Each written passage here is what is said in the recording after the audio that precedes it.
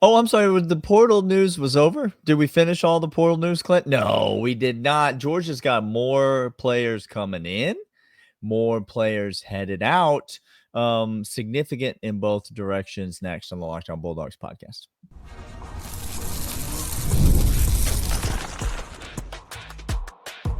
You are Locked On Bulldogs, your daily podcast on the Georgia Bulldogs. Part of the Locked On Podcast Network, your team every day.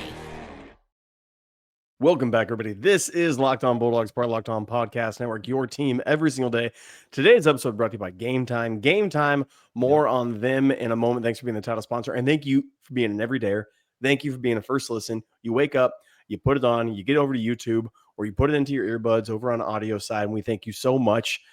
You're the reason why we do this podcast for fans, by fans. He is Daniel. I'm Clint. Together, we are Locked On Bulldogs. Daniel, you mentioned it in the cold. We got ourselves a whole lot of portal news. And this, when I say a whole lot, let me just ruin it for you. Okay.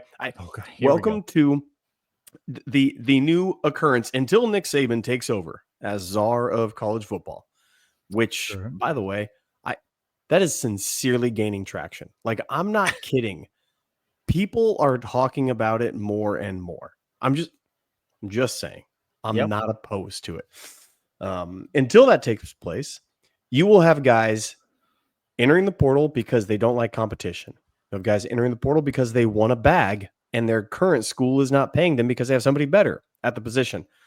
Or you have guys entering the portal because they want some of the bag that their school currently does have, just to see. And they just see what's going on. Want to see. Yeah. Enter Damon Wilson. Sometimes you hear about a party, Clint, that's going on. We don't hear, by the way, we don't hear of these parties, you and I, but other people do. I said you in a more philosophical sense. I understand. Not a literal sense. Sometimes you hear about a party going on and you know some of the people that are there. It seems like some of the people, at least, are having a good time. Some of the reports that you hear about the situation are positive. And so you want to just go check it out for yourself. Sometimes you get there and you decide, you know what, this is great. I'm going to stay here. And sometimes you get there and you go, I think I'll go home now because this ain't the party for me.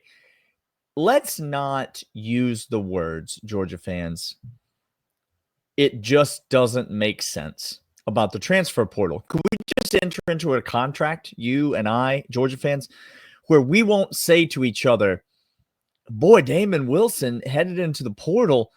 It just doesn't make a lot of sense to me. Like, I just don't get it. Damon Wilson. I mean, we're losing so many guys on the edge.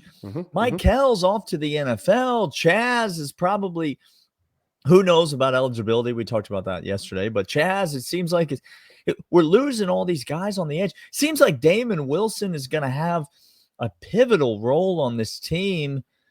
It's the transfer portal, guys. It's not supposed to make sense. You don't know what's happening. You don't know all the factors that are going on. You don't know about the financial situation. You don't know about what's been said behind closed doors. You don't know about what is known in the program about who's coming and who's going and who's staying. You don't know about the relationships and the connections that might exist outside of UJ. There it is. There are 100 million reasons why anyone could have a reason to dabble in the transfer portal, at least right now, while it's completely unregulated. You get a tight end who says, I got to go home to be closer to family and a grandma who's sick. Great. Go do that. I want to go play with my brother somewhere. Fantastic. I want to make $6 million because I don't know if I'm going to be cutting in the NFL because, this just in, it's a hard place to do that. What do they say about the bird in the hand, Clint? I mean, if somebody's offering you that bag right now, you and I have been open on this podcast. We're not going to shame anyone for doing anything that's not unethical to provide for themselves. Like, that's exactly what is happening out there. Now, do we know the Damon Wilson situation? No, we do not. Here's what we do know from a football standpoint. Damon Wilson has not signed with another school at the time of this recording. And being in the portal, very quick, being in the portal means nothing other than you can declare no contact or contact, meaning schools can talk to you if they want contact, or no contact, meaning no schools contact me, but I will approach you. All he is saying is I might want to talk. I'm open to talking. The DMs are open. So he hasn't signed with another school yet, which does not mean that he is out at Georgia. So a player hits the portal does not mean that he's out at Georgia. Second point. Yes, Georgia lost a lot on the edge this offseason. Georgia's got some talented guys in that room, but Damon Wilson does figure, if he's on campus next year, to be a pivotal piece of the Georgia defense moving forward. Michael Williams, NFL. Jalen Walker, NFL. A couple of the defensive linemen, Christian Miller coming back, just got that announced. We have dudes moving on, graduation, seniority, or draft declaring. He was the next dude in line. What I'm trying to say is this would be a significant loss. If he were to go on and transfer to another institution, this would be a significant loss for Georgia, and you just got to own that. There's no other way around this. He does, in fact, get in the portal. Somebody drops a bag. Somebody tells him to come play, and he does move on. The edge defender, right? This last year, we had Chaz Chambliss with the most improved play on the outside. We love Chaz, but if he's your best player, not great. Here we go. We're losing all the experience. And if then the guys behind him, Damon Wilson, Gabe Harris, guys like him, they don't come back. It's a tough scene for UGA on the edge next year if this hits. So my guess, here's my guess go ahead. on him. My guess on him, my take on him, with all that graduating and draft eligible talent going elsewhere. My guess is this is Damon Wilson saying, let me get some of that. Now, this just in as well. Georgia has that to give. Like, you know what I'm saying? The Branch brothers came. Stay tuned for segment 2 because several people get in that bag. Georgia has it to give. Branch brothers came because Kirby ain't playing no more. He said, okay, Bobo. Okay, Gunner. Let's go play. Let's go get the most elite speed that we can on the outside, no matter what. And people call him slot X. Like, here's the deal. In Mike Bobo's offense, you're required to do every single route tree possible. So please just stop it with the Branch thing that he's just a slot guy. Like, again, lazy take. Please, for the love. Yeah. You know who else just a slot guy? Ladd McConkey, according to NFL executives. Okay. Damon Wilson was a dude that can play edge against the run as well as get after the passer. My guess is he wants some of that action. He dipped in to make his intentions because it's the only leverage that you have as a player right now. Like, it's without regulation, without anything else, you must play the power game. And this is a power game. My anticipation is that he'll be back into Georgia. He'll be spoken to. Kirby will convince him to come stay, get the NIL, and move on. Who knows if I'm right? Let me play the other side of that coin for a second, though. If he doesn't come back to Georgia, can we agree on something else? I mean, I'm trying to make a lot of pacts. I'm trying to make a lot of blood oaths on this episode. That's what I'm going to call it, blood oath. Okay. Blood oaths with Daniel. Yep. Nope. New segment title.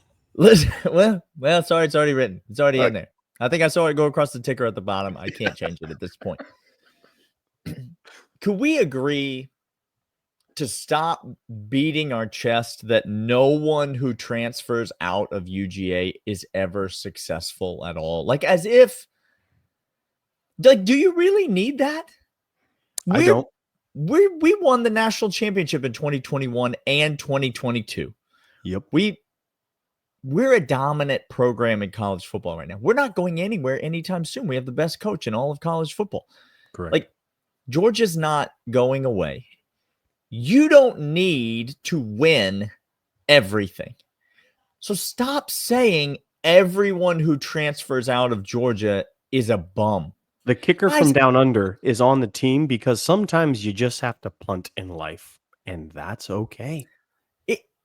It's objectively not true. First of all, it's just objectively a false take. Now, did Georgia cry themselves to sleep when Jermaine Burton left? No, they didn't. Is Jermaine Burton a pretty good wide receiver? Yeah, he is. He's an NFL wide receiver right now, like a pretty good NFL wide receiver. Currently, he's not. Just he is currently not. But sorry.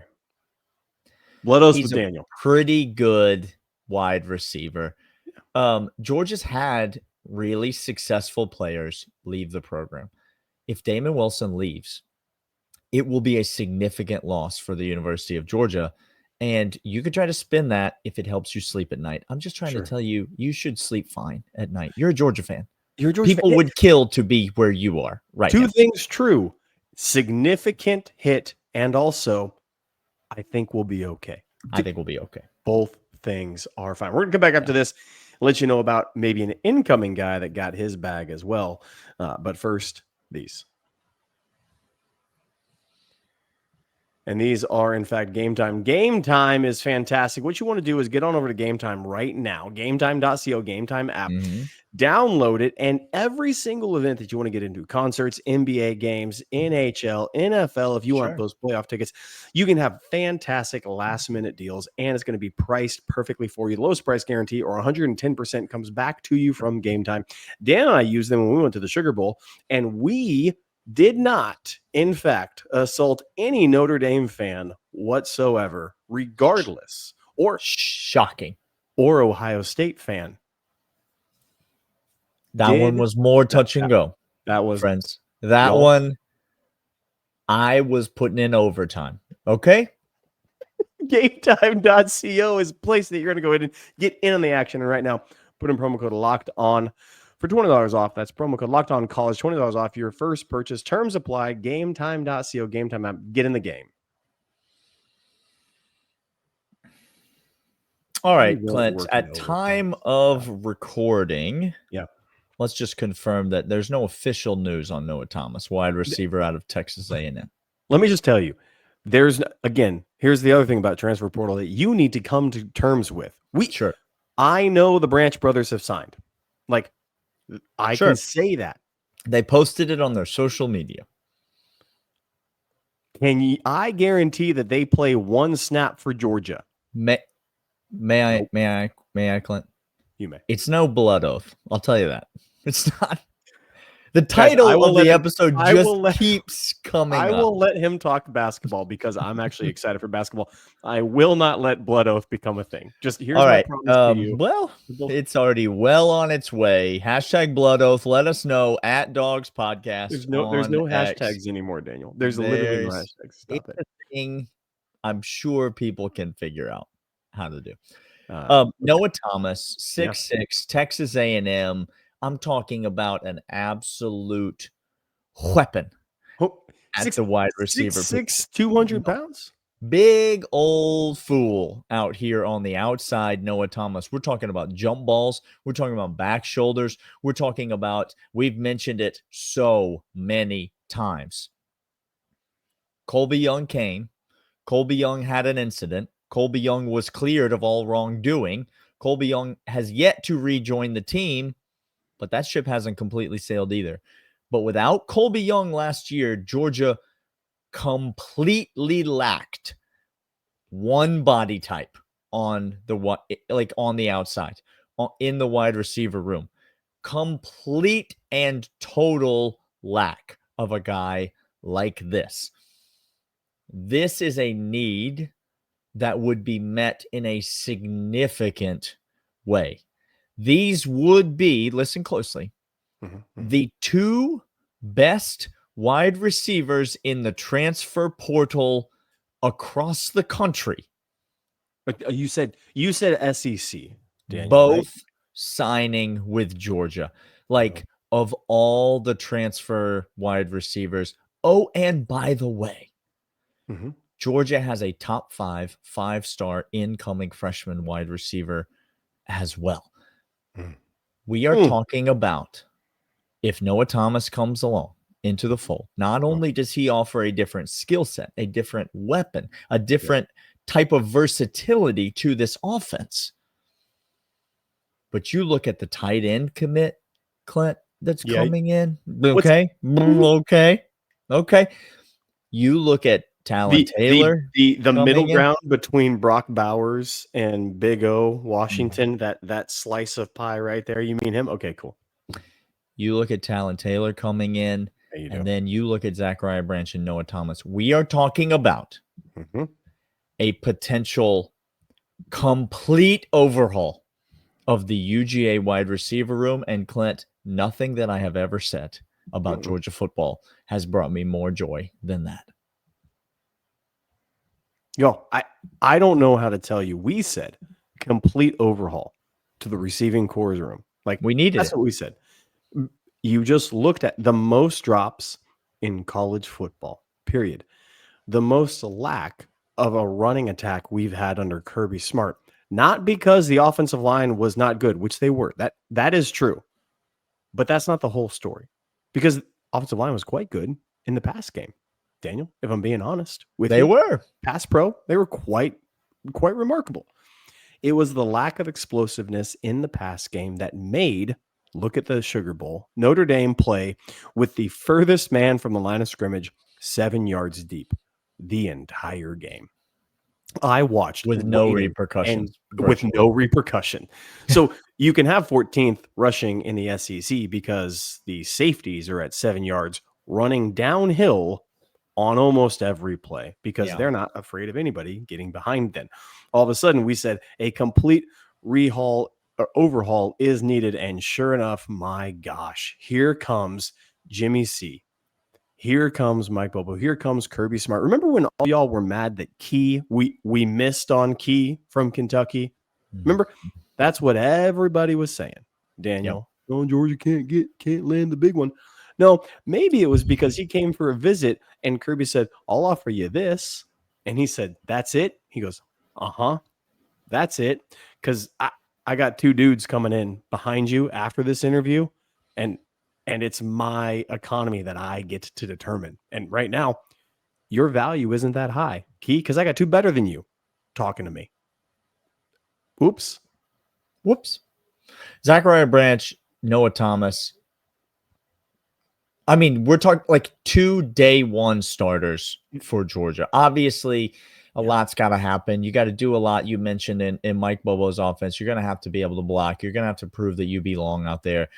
But a guy like Noah Thomas, what he offers in terms of physicality on the outside, in terms of size, catch radius, the ability in the red zone to convert in the passing game. I mean, Clint, our inability to run the ball into the end zone. Talk to me about the 2-point conversion game against Georgia Tech. I mean, how many times does Georgia have to snap the ball from the 2-yard line before they can punch it into the end zone one time?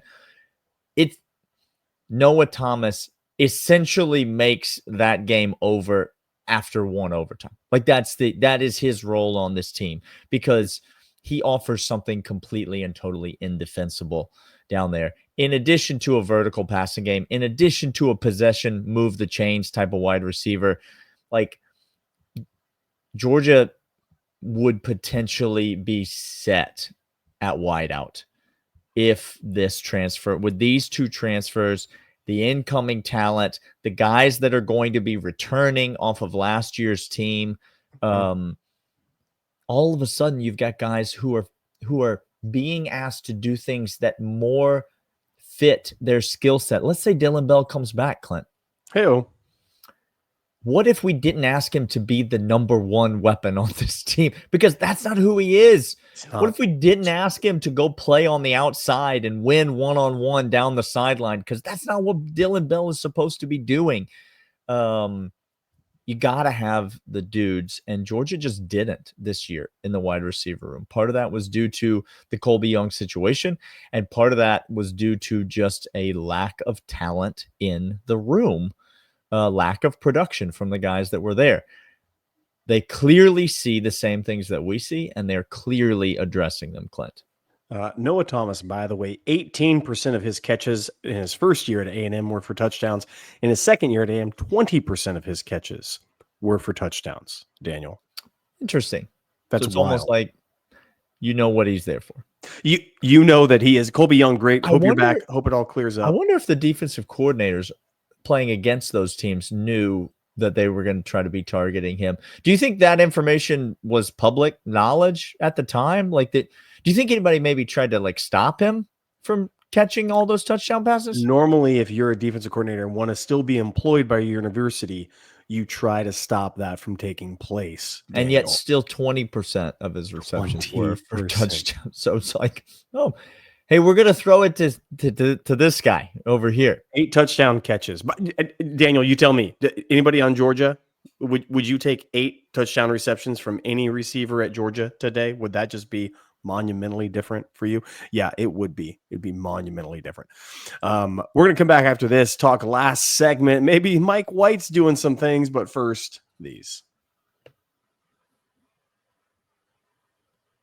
And these are, in fact, FanDuel, FanDuel.com. Every single thing that you need of the official sports book of Locked On Bulldogs, Locked On Podcast, and the NFL over at FanDuel, FanDuel.com, making every moment more over there. You get into the action with NFL, NHL, NBA. Also, I'm positive you can start getting some futures on the Braves to miss the World Series and miss the playoffs right now. Just get on into it.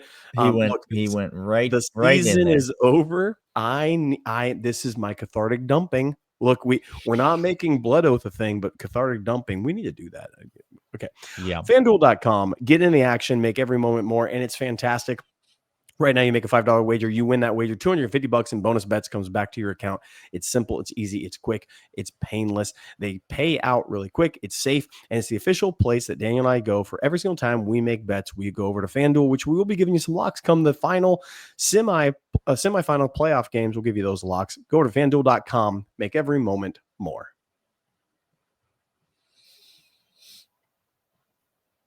Clint. Yeah. We're going to talk some basketball now. Shall we? We need to talk basketball because Mike White, y'all, this is not perfunctory. This is not just a throw. This is the Georgia basketball team is dang good. And we'll be making, and we're trying to educate you more and more on it. But this is really, really important to understand because, Daniel, we have a dude who is 5th in efficiency in the SEC in Asa Newell.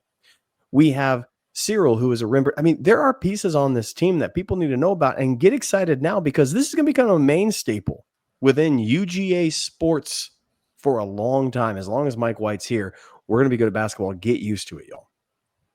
Yeah, I mean, this Georgia team's really good, and so is the SEC, which means a couple of things. It means, one, Georgia's going to lose a lot of games. Lots. But when Georgia wins some of these games, what does that mean? They're going to go a long way towards securing that NCAA tournament bid for UGA. Right now, Georgia's sitting at 36th in the net. That is the most important ranking system that the College Football Playoff Committee, that the March Madness, the tournament committee looks at in terms of deciding who's in and who's out. It's what goes into ranking the wins in the quad system. And Georgia got a tough loss to Ole Miss on the road. Ole Miss second half just deteriorated in a heartbeat. Yeah, they came out in the second half and they were more prepared, and Georgia was in over our heads. Listen, Georgia's got to be able to hit some shots if they're going to win these games. Mike White talked about it. The offense just wasn't good enough.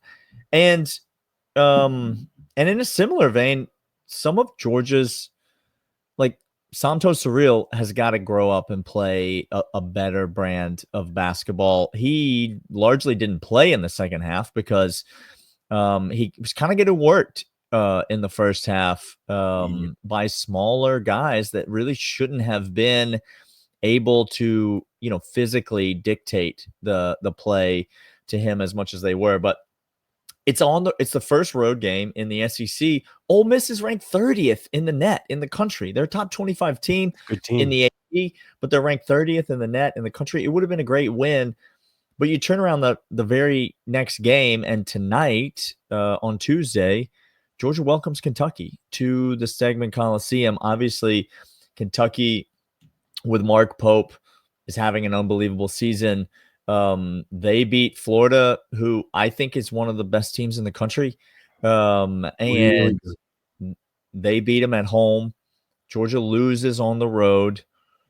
There's a lot of it's very easy to sleep on Georgia in this game.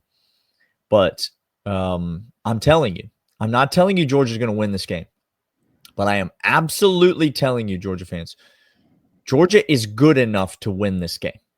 Georgia is not they could get lucky and win. They're good enough to win this game. And you just look at the players on the roster, Clint, and you can clearly see why, right? It's easy. We tweeted this out. If Silas starts hitting threes consistently, which he did in the non-con. All of a sudden get the SEC, Ole Miss. He started missing a few. The contested shots, defense were rotating around, getting to the ball. It was harder for him to do.